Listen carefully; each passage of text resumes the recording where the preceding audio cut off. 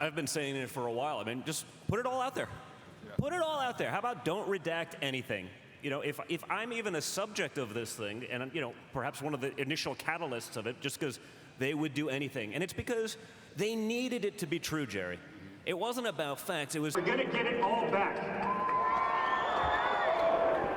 Whether it's teaching his granddaughter how to swing a golf club or tackling the toughest negotiations, he's always fully committed.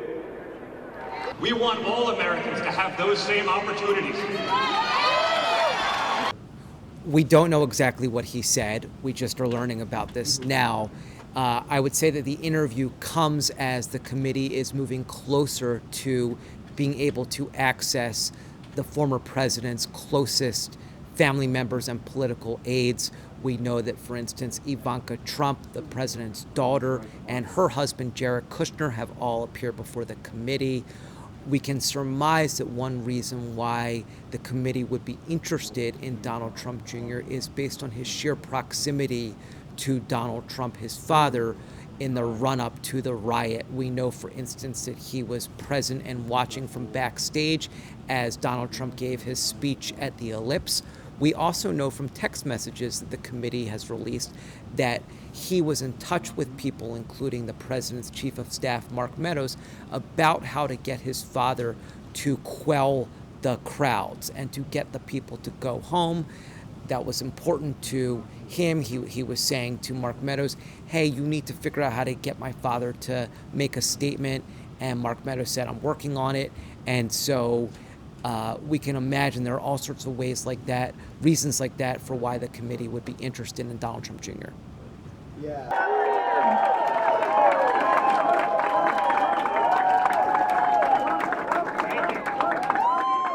If you think it's going well now, it can all go away like that, okay? It can end in a second. And I do think it reflects important progress, the ability to speak to the president's son.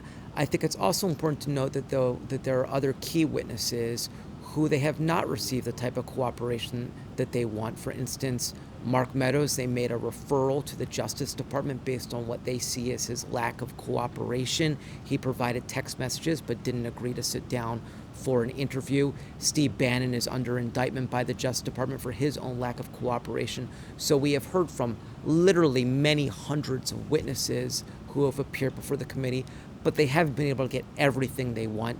It remains unclear how substantive or significant Donald Trump Jr.'s testimony was, or how illuminating at this late stage of the process.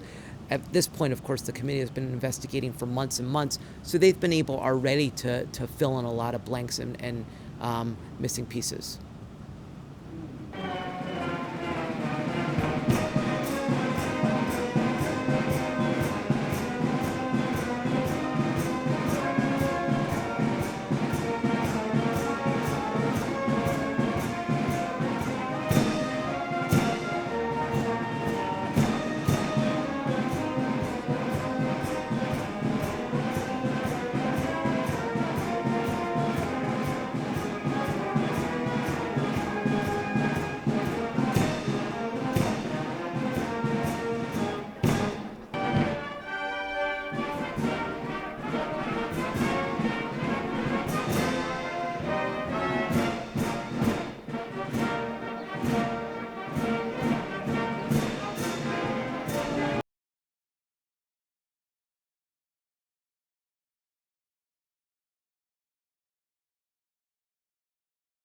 countdown.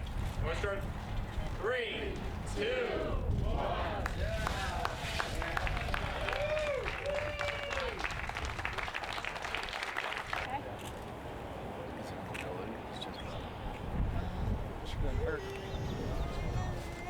Here we are. Here we had to get a bookend on here. Can we work from that side across? Great. Eric was so busy building this clubhouse, he forgot to shave. So it's I just want to thank him. But yeah, he looks good, like a little bear. Well, guys, no, same thing. I mean, Eric said it perfectly. But thank you to everyone here.